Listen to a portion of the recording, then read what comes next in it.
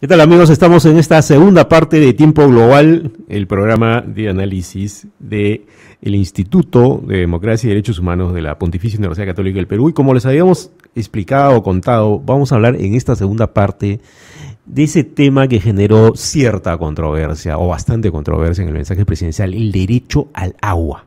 ¿Es una herejía? ¿Es un tema que no se debate? ¿Es una ocurrencia que sacó el presidente de la manga para contentar a la gente que protesta por Conga? ¿Hay más detrás de esto, dentro y fuera del país? De ese tema, porque acá nos ocupamos de entender las cosas a profundidad y no solo de quedarnos con el titular, vamos a hablar con Cesarina Quintana.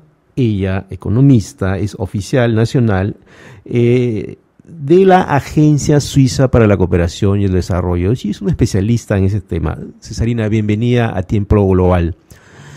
Comencemos de lo particular a lo general, o de lo pequeño hacia lo más grande. ¿Y es una herejía hablar del derecho al agua? ¿Es algo que está proscrito en el debate serio científico mundial o político mundial? Primero, buenas tardes, muchas gracias por la invitación. Y luego, bueno, como Cooperación Suiza nos complace más bien que este tema entre en el debate, más aún en un entorno de globalización en el cual el Perú se encuentra inmerso y que obviamente sobre esto hay mucho prejuicio sobre el tema del derecho al agua. Y aquí hay que distinguir dos niveles. Una cosa es el recurso como tal, el agua efectivamente es un bien público, pero cómo nos administramos para gestionar los servicios del acceso al agua en sus diferentes usos es otra cosa. ¿Cuál es la diferencia esencial entre una y otra cosa? Entre el agua como bien pública y la gestión del agua. La gestión del agua, primero, como todo recurso natural, también es un recurso que se acaba, ¿no? Que se acaba y que por lo tanto tenemos que organizarnos para hacer el uso más equitativo posible, de acuerdo a los demandantes, los diferentes actores que lo demandan, desde los sectores públicos, los sectores comerciales, la población en general, ¿no? Y aquí entramos en otra dimensión donde sí podría decirse que el Perú está muy a la saga. Mucho se habla del crecimiento económico, se habla de todos los grandes indicadores macroeconómicos. Sin embargo, cuando hablamos de las cifras del acceso a agua potable, específicamente en las áreas rurales, tenemos realmente una gran deficiencia y estamos entre los países peor ubicados a nivel de América Latina, casi a nivel de ratios de países muy pobres, como es el caso de Haití. Ajá. Eso es lo dramático. O sea, ¿cómo tienes alguna cifra que exprese eso? ¿Qué tan deficiente es nuestro acceso al agua? No, más bien aquí yo podría decir que hay mucha inversión que se ha hecho a lo largo de todos los gobiernos, mucho esfuerzo alrededor, mucho dinero en inversión. Y se dice que en el Perú el problema no es un problema de recursos financieros, sino más bien un tema de capacidad de gestión. Ajá. Y es este tema que está en el debate actualmente, esa insatisfacción de las poblaciones al no tener un servicio de calidad, lo que realmente nos lleva a poner en el centro del tema el derecho al agua, pero no solamente como un tema de reivindicación y de acceso, sino también de debatir cómo es que estamos gestionando el recurso en sus diferentes usos. ¿Esto tendría que ver con los problemas recurrentes que, por ejemplo, tienen las compañías mineras cuando entran a una zona y generalmente el conflicto es por el agua? Sí, es en parte este debate, pero también dentro de lo que significa esta problemática tan delicada, tiene que ver con la información y todo el proceso que ahora está muy en debate de cómo vamos a llevar a este diálogo, que no solamente es un tema de conversar, sino también de participar en las principales decisiones, ¿no? Ahora, una cosa es el agua como bien público y otra cosa es cómo gestionas el recurso. Así es. O sea, es cierto, como he estado leyendo, que hasta fines de los 80 no se debatía la posibilidad de que el agua sea una mercancía, sino se asumía que era un derecho al cual todas las personas tenían acceso. ¿Eso ha cambiado en las últimas décadas? Yo diría que antes ha sido más desde un enfoque meramente del derecho como tal, ¿no? Y la evolución a lo largo de, digamos, de este proceso de globalización van sobre la eficiencia de cómo se gestiona este recurso como tal, ¿no? Y allí sí se encuentra innumerables casos, digamos, de fracasos, de alianzas públicos-privadas para la gestión de este recurso. Lo cual no quiere decir que sea malo, puede ser bueno, incluso desde una gestión pública. Ajá. El asunto es los principios que hay detrás para poder llevar a cabo estos modelos de gestión con éxito. ¿Y cuáles son los principios que deberían? Los principios que deberían... Principales para gestionar el agua. Para gestionar, bueno, y aquí quisiera hablar un poco de la tendencia actual a nivel de lo que está en debate, a nivel de Naciones Unidas, a nivel de este enfoque del derecho al derecho humano al agua y saneamiento, que tiene que ver con la cantidad, tiene que ver con la cantidad, que tiene que ver con la capacidad de pago, con la equidad, con la disponibilidad y también con el enfoque intercultural. Ahora, estos principios que están detrás de este enfoque de derechos de acceso al agua potable y saneamiento, tiene también una correspondencia a tener soluciones o modelos de gestión que sean económicamente factibles y financieramente también factibles. ¿No? Aquí viene el dilema entre que no es meramente un tema si bien a la base de la necesidad humana, pero que también tiene que ver con un enfoque integral de los recursos hídricos. Y aquí sí estamos realmente en un gran desafío a nivel de los modelos de gestión de estos otros usos que también permitan tener un uso equitativo del agua potable como tal. ¿Cuál sería el enfoque más, ya no hablemos solo del Perú, sino esta parte... es una parte que es más internacional, esta parte del programa. ¿Tú dirías que estos problemas que hay en el Perú son comunes a la región? O sea, ¿hay un mal manejo de los recursos hídricos en Sudamérica o en América Latina? Porque se ven conflictos constantemente por varios lados, ¿no? Se ven conflictos generalmente asociados con compañías mineras, ¿no? Como Leconga, ¿no? O sea, eso pasa en Honduras, pasa en Argentina, pasa en Chile, en Pascualama, debes conocer ese caso. O sea, ¿hay un enfoque errático en nuestra región frente al tema de los recursos hídricos? Esto está muy ligado también al tema de las políticas públicas, ¿no? En realidad, esto va de acuerdo a los modelos que cada país desarrolla a lo largo de su historia, los modelos económicos y sociales y políticos que desarrollan, y hay experiencias positivas. Efectivamente en Chile hay también estos casos, a pesar de que Chile tiene unos servicios de calidad de primera, pero tiene que ver mucho con una dimensión mucho más integrada y de trabajo de fortalecimiento institucional también a todas estas instancias, no solamente de los diferentes niveles del Estado, sino también de todos los otros actores, como las empresas privadas, como bien lo dices, pero también de la participación de las organizaciones de la sociedad civil. Es un tema de equilibrios, finalmente, ¿no? Ahora, ¿qué de cierto hay en esta suerte de leyenda urbana geopolítica, llamémoslo así, acerca de que, según la cual, ¿no?, América Latina y Sudamérica son, digamos, zonas sensibles desde el punto de vista hídrico, porque tienen importantes acuíferos como el famoso acuífero Guaraní o la propia Amazonía? ¿Esto es algo demasiado mitificado? ¿Es cierto? ¿Estamos en una región donde el agua sobra o falta? ¿O vamos a ser una región sensible, incluso, como algunos autores dicen, a guerras debido al acceso al agua?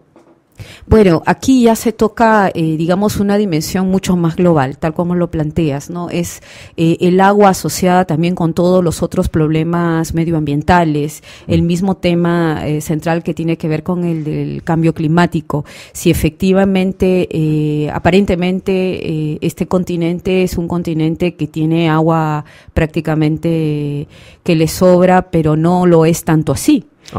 Tanto es así que ahorita la cooperación está muy abocada a apoyar a los gobiernos a todos los temas medioambientales, específicamente en el tema de cambio climático, en el tema de adaptación, en el tema de mitigación, que efectivamente es muy relativo decir que que el agua abunda en América Latina y no es así. No es así. No es así. Porque los indicadores son un poco alarmantes en ese sentido, ¿no? ¿Tienes algún indicador en ese sentido, por ejemplo? No lo tengo a la mano, pero lo que se debate actualmente a nivel de todos los proyectos en torno al tema de cambio climático lo anuncian de esa manera, ¿no?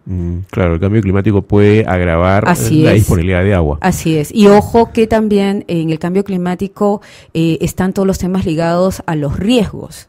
Aquí hay una arista bien interesante que se ha comenzado a trabajar, que es el tema de la prevención de riesgos en agua y en agua de saneamiento específicamente, donde están las poblaciones más vulnerables y directamente digamos, en un potencial de ser afectadas por estos problemas. Y además tengo entendido que, bueno, en casos extremos el agua se puede desalinizar, pero es bastante caro, ¿verdad? Así es. Efectivamente, hay proyectos de inversión muy interesantes y propuestas, tenemos entendido, para los próximos años. Sin embargo, hasta donde se conoce, la tecnología y los sistemas que hay para hacerlo son, digamos, indicadores bastante altos, pero habría que dejar a los especialistas un poco qué opción tecnológica entre todas las que existe alrededor de los lugares donde se quiere llevar a cabo es la que efectivamente... Bueno, yo sé que en el Golfo Pérsico se hace en algunos países. Bueno, pero... En Kuwait, ¿no? Claro, hay mucha capacidad adquisitiva, hay mucho dinero. Sí, y hay buenas experiencias también en ese sentido, pero no sé si estamos exactamente a ese nivel y en qué zonas del país. Bueno, acá la empresa minera Milpo lo ha hecho, justamente para evitar un conflicto.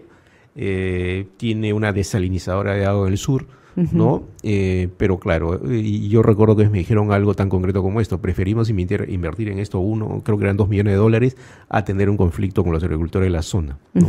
A ese nivel estamos llegando. Volvamos a la pregunta del comienzo, o la propuesta del presidente. Vistos estos factores, el agua como bien público, la gestión del agua, todas las complicaciones que tiene, por lo que he entendido y lo que me comentas, no es solo que la gente disponga, sino que el agua sea de calidad. Así es, ¿no? De cantidad, de calidad. Y se parece ser un problema común acá y al parecer en otros países, ¿no? Sí. Bueno, y aquí también viene la llamada de atención en el sentido de que no solamente se trata de ir a inversiones de infraestructura puramente, sino también de asegurar los mecanismos de sostenibilidad que permitan tener un servicio de calidad, de cantidad, pero también de calidad. Aquí se habla de los diferentes niveles del Estado que deben estar debidamente descentralizados, que también puedan ayudar a todas estas organizaciones que no tienen esa posibilidad, por ejemplo, en el ámbito rural, de trabajar muy de cerca para llevar a cabo el seguimiento a la calidad. Se me ocurre hacer una analogía, no sé si es un poco facilonga, ¿no? Pero parecería que entonces que con el acceso al agua ocurre algo así como con el acceso a la educación. Está extendida, pero no todas de calidad, ¿no es cierto? Exactamente. Bueno, gracias porque tocas el tema de la educación, porque efectivamente para tener un servicio de calidad necesitamos fortalecer las capacidades en los temas de educación sanitaria. Para ir con inversiones con alto impacto necesitas fortalecer las capacidades en lo que significa tu compromiso también como actor dentro. Todos somos parte de la buena gestión y para eso se necesita mucho trabajo a nivel de la educación sanitaria y poder realmente hacer un buen uso. ¿Por qué ocurre esto de que puede hacer que en un sitio de la selva o la sierra exista la tubería, exista, digamos, el acceso al agua en las casas, pero es un agua que, por ejemplo, yo lo he visto en algunos pueblos, incluso en la costa, ¿no? Y en la selva también, ¿no? Esa agua no la puedes tomar. La puedes usar para otras cosas, pero tienes que hervirla. ¿Por qué ocurre eso? ¿Por esta falta de gestión, por esta falta de organización, porque la planta no es buena, porque el Estado se ha preocupado más de poner las tuberías que de purificar el agua? ¿Eso es lo que ocurre? Efectivamente, estamos nuevamente yendo al tema del modelo de gestión, ¿no? El modelo de gestión, independientemente de si es público o si es privado, tiene que ser de calidad. Y entonces en esta tarea primero de sensibilización de tener un agua de calidad, entonces viene la distribución de los roles de lo que cada uno le toca dentro de un modelo de gestión. En el ámbito rural tienes las juntas de agua y saneamiento, tienes a las municipalidades distritales, tienes a los centros de salud, tienes a las escuelas, unidades de gestión educativa. En realidad todos estos actores son importantes y cada uno tiene un rol en el ámbito rural. Y en el ámbito urbano tiene las empresas prestadoras de servicios de agua y saneamiento, tiene los ministerios, tiene las direcciones regionales, sectoriales. En realidad nuevamente estamos en el modelo de gestión y estamos también dentro de un esquema de gestión integral de recursos hídricos. Ahora, aterricemos aún más ese tema, Cesarina. ¿Y qué es lo que hace que en la actualidad no ocurra como cuando yo era chico, y probablemente tú también, y mucha gente, que yo abría lo que acá llamamos caño y en otros países se llama grifo, el agua salía a borbotones y esa agua te la podías tomar? Ahora resulta que yo tengo que irme a Plaza B o a cualquier otra tienda y comprar mi agua envasada porque me da miedo consumir esa agua. ¿Por qué ha pasado eso? ¿No me han quitado un poco el derecho al agua, a abrir mi caño y tomar mi agua, y ahora resulta que ahora la tengo que comprar en bidones? ¿Por qué ha pasado eso? ¿No es eso recortar un poco el derecho al agua de calidad? Definitivamente sí. Porque uno de los principios justamente que estamos hablando es a tener a un servicio de calidad, y aquí en la medida que nuestros servicios de agua y saneamiento en general, ya sea urbano o rural, no sean de calidad, efectivamente hay un derecho que se está recortando, ¿no? Y hay otro caso que me parece aún más emblemático y dramático, y es el caso de la señora que en un pueblo joven como puede ser Pachacútec, donde todavía no hay tuberías de agua potable, tiene que comprar sacar su balde y tiene que venir el camión cisterna, venderle el agua a un precio muchísimo más caro que el que pago yo viviendo en Miraflores en una zona residencial. Totalmente de acuerdo. ¿Por qué pasa eso? Bueno, porque efectivamente todavía esa población no puede no puede acceder, no se están cumpliendo estos principios que justo acabo de mencionar. Primero, la accesibilidad. Otro tema es que, dada su condición económica, no puede acceder a un servicio que le permita a su bolsillo pagar, sino muchas veces lo que tiene que pagar es mucho más alto que la tarifa promedio. ¿No? Muchísimo más alto. Así, y obviamente... Y yo me quejaría, además, si me suben el precio del pago de agua para que... si tienes la cantidad, ¿no? La cantidad y la calidad que tú deseas, ¿no? Y ahí nuevamente hablamos que estamos realmente ante una pésima calidad de la gestión. Ahora, eso tiene que ver también con el crecimiento y los desplazamientos de las poblaciones también, que ese es otro tema mucho más álgido, lo cual nos lleva al mensaje de que el derecho al agua tiene detrás toda una problemática en la cual el Perú todavía, para poder ser un país competitivo, si no tiene servicios de calidad, desmedra todo ese crecimiento que tiene a nivel internacional. Eso, lo que yo observo, y lo observo en otros países incluso, ¿no? Claro, no es solo que falte el agua en determinados sitios, sino es que, por ejemplo, pasa en todos los estratos sociales, ¿no? Desde que aparece un edificio y empieza a crecer, o una zona, Miraflores, acá en Lima, ¿no? Se empieza a poblar de edificios y uno se pregunta de dónde van a chupar agua, ¿no? O cuando aparece un asentamiento humano nuevo en alguna zona, vamos a decir Villa María del Triunfo, y dices, ¿de dónde van a sacar agua? Nuevamente, el problema de una gestión poco inteligente, vamos a decirlo. Así es. Así Vamos a decirlo totalmente así. Y también volvemos al tema de políticas, el derecho, pero también al tema de políticas, al nivel territorial, al nivel de población, a nivel urbano, es algo mucho más complejo. En ese sentido, esta iniciativa que se lanza desde el lado del gobierno ahora nos parece bien interesante, pero de un trabajo de mediano y largo plazo. ¿A ustedes y a ti en concreto te parece que poner en debate el derecho al agua y transformarlo en un derecho constitucional es algo que debe debatirse seriamente? Así es, con toda la profundidad del caso, desmitificando y distinguiendo lo que es el recurso como tal y lo que es la gestión, y también los roles y competencias que a cada sector, cada actor del saneamiento está involucrado, es precisamente lo que necesitamos, y sobre esto trabajar en los temas de estrategias y políticas sectoriales. Porque mira, yo he estado revisando, creo que te lo comenté hace un momento, existe en México.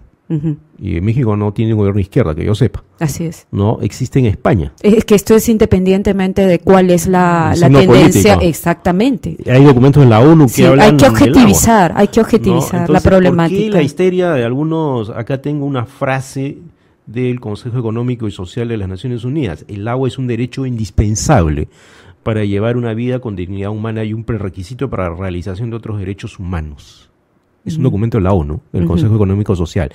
Claro, esto es un documento muy general, la ONU no es un gobierno mundial, pero no parece irracional que el tema se debata y habría que averiguar en cuántas constituciones del mundo está. Yo no sé eso, pero no parecen ser pocas, ¿no? Bueno, para tu información, el Consejo de Derechos Humanos de la ONU ha dado un mandato en el tema específicamente en el derecho humano hacia el agua potable. Tanto es así que existe una relatora especial sobre este derecho, que es la señora Catarina de Alburquerque, que nosotros como agencia de cooperación estamos trabajando con ella y estamos comenzando a facilitar este debate y reflexiones también de apoyo a los gobiernos en otros países. Próximamente ella nos estará visitando. O sea, el Consejo de Derechos Humanos de la ONU ha planteado que el agua es un derecho universal. Así es. Eso es. Así es. Y está, digamos, haciéndose un trabajo muy de cerca en términos de poder sensibilizar y apoyar a los gobiernos en esta tarea y en el entendimiento también de este derecho. Ahora, me pongo un poco en el papel del abogado del diablo acuífero. Si es un derecho universal, ¿por qué tengo que pagar mi agua envasada? Vuelvo a lo mismo. Una cosa es el recurso y otra es cómo gestionamos el recurso. Y ahí hay varias opciones, Así digamos. es. Ahí hay varias opciones de las alianzas públicos-privados, públicos-públicos, las comunidades, dependiendo del contexto, el modelo más adecuado. El asunto es que la accesibilidad sea, digamos, relativamente fácil y a la mano de todos, de cualquiera, de acuerdo a sus posibilidades. Y que la gestión de ese servicio sea sostenible. Y para ser sostenible, todos tenemos que asumir también compromisos. Es cierto que hay grandes transnacionales, sobre todo francesas, como SUE y otras, ¿no?, que están interesadas en monopolizar el agua, ¿o esto es una leyenda urbana? Bueno, sobre esto están grandes empresas en el tema de la gestión, ¿no? Pero todo depende también de la capacidad de los gobiernos en su negociación para que obviamente estos principios del derecho al agua estén presentes, ¿no? Digamos que la idea es que, tratándose de un derecho universal que está reconocido en algunas constituciones y en la propia y por el propio Consejo de Derechos Humanos de las Naciones Unidas, es algo en lo cual el Estado necesariamente tiene que intervenir. Así es. Y tiene que, aparte de las diversas fórmulas para manejar el recurso, tiene que haber algún tipo de regulación. Totalmente. Por lo tanto, lo que dijo el presidente en el mensaje presidencial no es una locura, es una cosa discutible en todo caso. Así es, a trabajar y que está muy en el centro del debate. Bueno, Cesarina, te agradezco mucho esta conversación, creo que nos ha aclarado el panorama sobre ese tipo de frases que se dicen y sobre cuáles, o a partir de las cuales a veces los políticos o hasta los periodistas saltan como un resorte y dicen, no, bueno, a ver, pues escarbemos un poco el tema. No parece ser una locura plantear el derecho al agua, el asunto es cómo se plantea, cómo se debate, cuáles son las diversas aristas. ¿Quieres agregar algo más sobre el tema para que nos invite a pensar a posteriori sobre esto? Bueno, en principio agradecer y nos parece que realmente este tema necesita trabajarse con el suficiente cuidado y, como bien lo has mencionado al inicio, con la suficiente profundidad. Y nosotros como Cooperación Suiza, con mucho placer de poder, desde el trabajo que también tenemos a través de nuestra central en Suiza, quien ya está trabajando también el tema y apoyando a otros países, con gusto poder hacerlo también acá en el Perú. Muchas gracias, Cesarina, por tu presencia en Tiempo Global. Esperemos tenerte en otra oportunidad porque este tema va a seguir corriendo debajo del puente político y social. Gracias por estar acá. Esto ha sido todo, amigos, en Tiempo Global de esta semana. Volvemos la próxima semana con más novedades para ustedes. Muchísimas gracias.